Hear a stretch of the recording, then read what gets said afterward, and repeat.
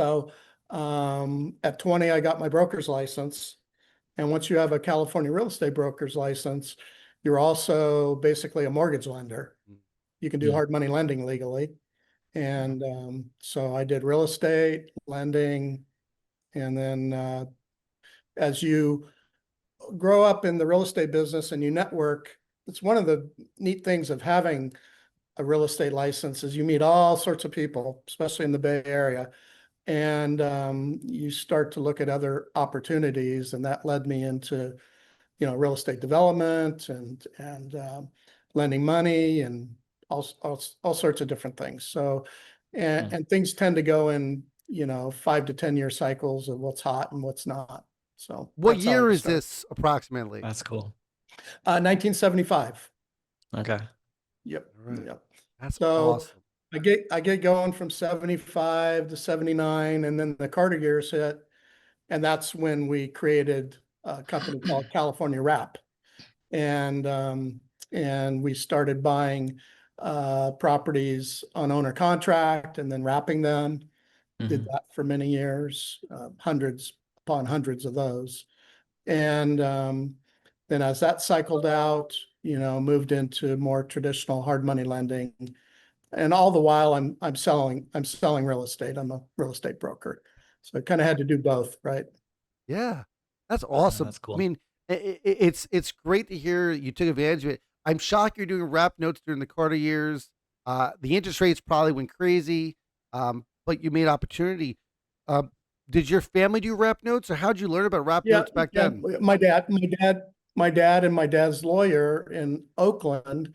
And, I'm a 17, 18, 19-year-old kid. And I was at my dad's lawyer's office almost once a week.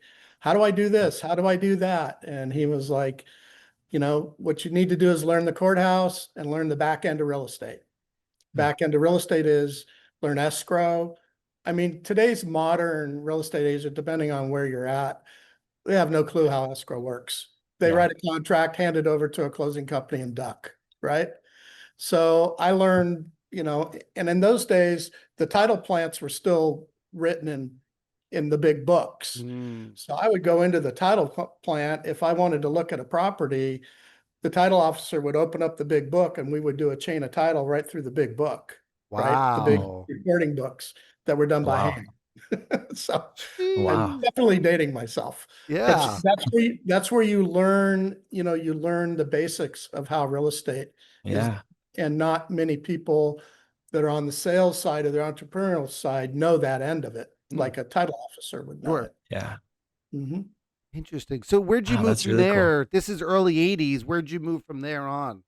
Well, towards the later 80s, I worked with a syndication company that hired me as a consultant, and I ran their land development division in the Sacramento foothills. Got a couple really large projects approved, because through that whole scenario, I learned about doing bond issues for development. Because in California, you can use public bonds to build infrastructure. Most states you can't do that.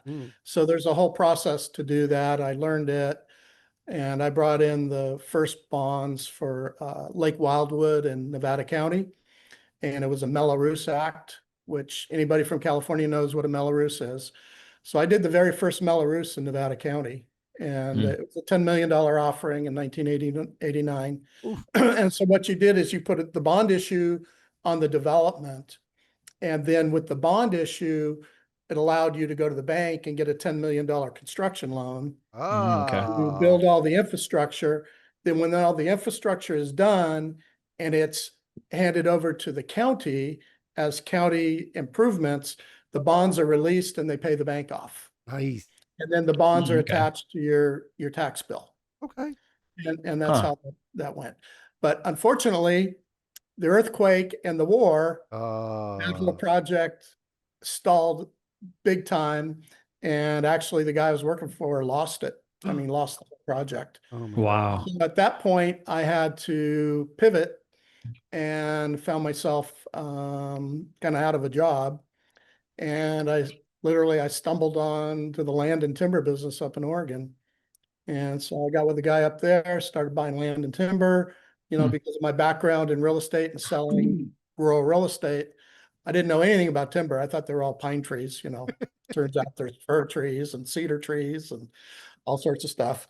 And that worked out really well. I mean, that was a very lucrative run from 91 to about 99 because the Japanese were paying insane amount of money for export quality logs.